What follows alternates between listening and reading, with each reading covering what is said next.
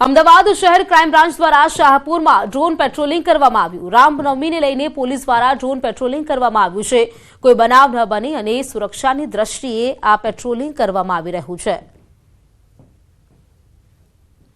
તો આવતીકાલે રામનવમી છે તેને જોતા પોલીસ દ્વારા ડ્રોન પેટ્રોલિંગ કરવામાં આવી રહ્યું છે। સુરક્ષાની દ્રષ્ટિએ આ ડ્રોન પેટ્રોલિંગ કરવામાં આવી રહ્યું છે।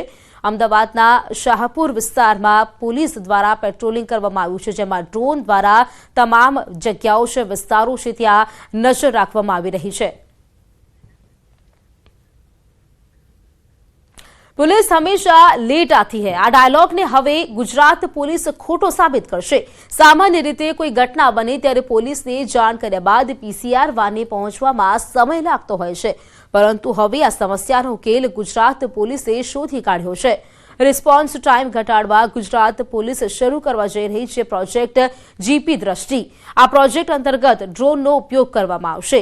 हवे 100 नंबर पर घटनानी जाण करता ज पीसीआर वान पहला ड्रोन पहोंची जशे।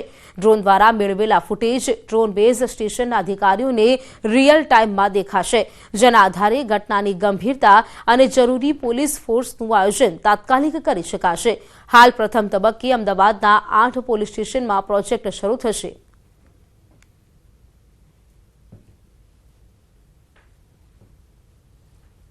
व्यक्ति 100 नंबर पर क्यारे पण फोन करे कोईपण घटना ने इन्फॉर्म करवा माटे, एटले 100 नंबर आजे जे पीसीआर वेन ने इन्फॉर्म करे छे एज रीते ए ड्रोन बेस स्टेशन ने पण इन्फॉर्म करशे आ घटना बाबतमां।